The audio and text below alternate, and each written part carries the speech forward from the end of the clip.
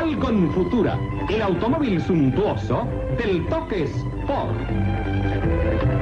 Un automóvil único para que uno se sienta un verdadero tigre. Querido, ¿cómo te ha transformado el Futura? Falcon Futura.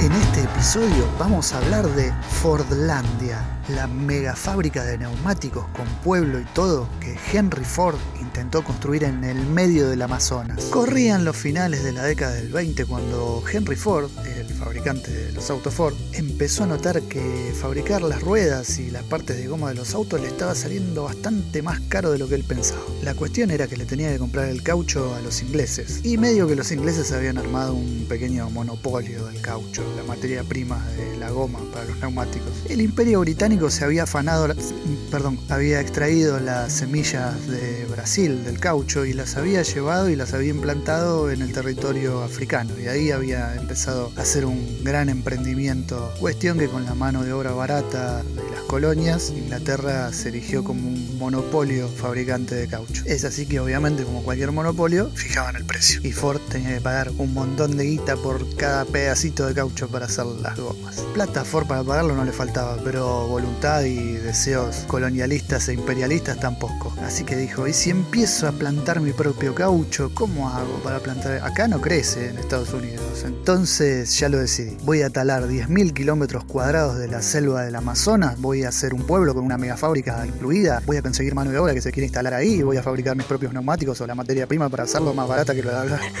No dejas. Parece exagerado y loco, pero fue así. Henry Ford llegó a un acuerdo con el gobierno brasileño por el cual Brasil le cedía 10.000 kilómetros cuadrados cerca de Pará, un pueblo en el Amazonas, y allí Henry Ford empezó a construir lo que hoy se conoce como Fordlandia. La idea era, como decíamos antes, desmontar la selva, armar un pueblo tanto para los trabajadores como para los ejecutivos estadounidenses que iban a vivir ahí, armar una fábrica para que procese el caucho, plantar los árboles de caucho, hacer un pequeño puerto para transportarlo y demás. Un mega proyecto faraónico. Parece simplemente imposible, pero con la cantidad de capital que movía Ford en ese momento, en 1928 ya lo estaban construyendo y lo terminaron. Tenía hospital propio, lugar para que vivan la mano de obra, los empleados, salones de baile, restaurantes, fábrica, usina propia. El hospital era el mejor hospital de todo Brasil, y recordemos que estaba en el medio de la selva amazónica. El emprendimiento comenzó a funcionar, no sin pocos problemas. Como habían talado kilómetros y kilómetros cuadrados de selva amazónica, con cada lluvia, que no eran pocas, se empezó a inundar todo el terreno. A eso había que sumarle que la vegetación crecía día a día. Talaban y al otro día la vegetación ocupaba caminos, se metía dentro de las casas. Es la selva, es el Amazonas. Como se inundaba, empezaron a proliferar mosquitos que transmitían la malaria y la fiebre amarilla. Pero bueno, por lo menos los árboles que habían plantado de caucho empezaban a crecer. No, mi ciela. Tampoco crecían los árboles, porque se les llenaron de peste. De cada 1.000 árboles crecían menos de 100. A esto tenías que sumarle, por supuesto, que un día de los más fresquitos del año hacía 38 grados centígrados.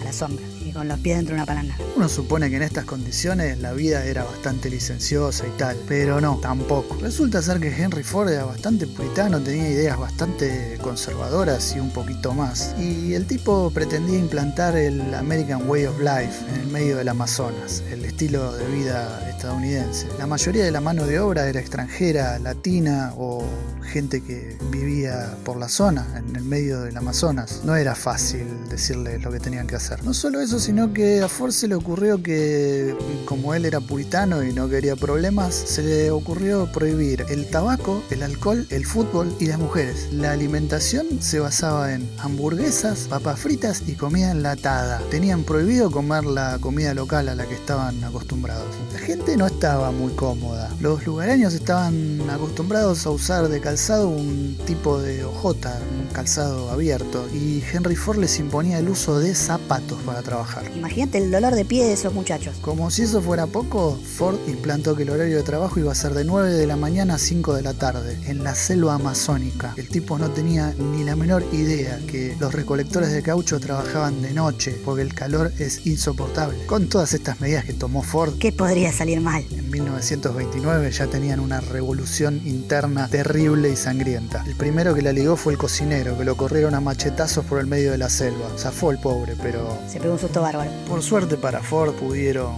parar la revuelta, pero tuvieron que mandar al ejército brasilero para que los pare, porque estaban descontrolados. Los querían matar a todos. Pudieron sofocar la rebelión y llegaron a un acuerdo para cambiar la comida y ciertos estilos de vida que eran imposibles de llevar adelante por los lugareños. Así fue posible que el proyecto de Fordlandia siguiera adelante. Sin embargo, comercialmente no funcionó nunca, porque si bien se mudaron a otro lugar cercano de ahí que había condiciones un poco mejores, los árboles no crecían, no rendían, y no solo eso, sino que el golpe final se los dio que en 1940 se inventa el caucho sintético, con lo cual ya no tenía mucho sentido plantar árboles de caucho. Así es que el proyecto de Ford siguió unos años más, exactamente hasta 1945, cuando literalmente se abandona el proyecto y abandonan absolutamente toda la ciudad. Y los directivos de Ford abandonan las instalaciones. Quedó todo absolutamente abandonado, un pueblo entero. Lo habitaban 10.000 personas en su mejor momento. Sin embargo, algunas personas se animaron a ocuparlo y otras siguieron viviendo ahí. Hoy hay aproximadamente 3.000 personas viviendo en lo que fue Fordlandia. Esto ha sido todo por esta semana, mis queridos amigos, amigas, conocidos, conocidas o lo que sean. La semana próxima habrá un nuevo ¿Quién no conoce algún Sergio? Chau, hasta luego. Nos vemos.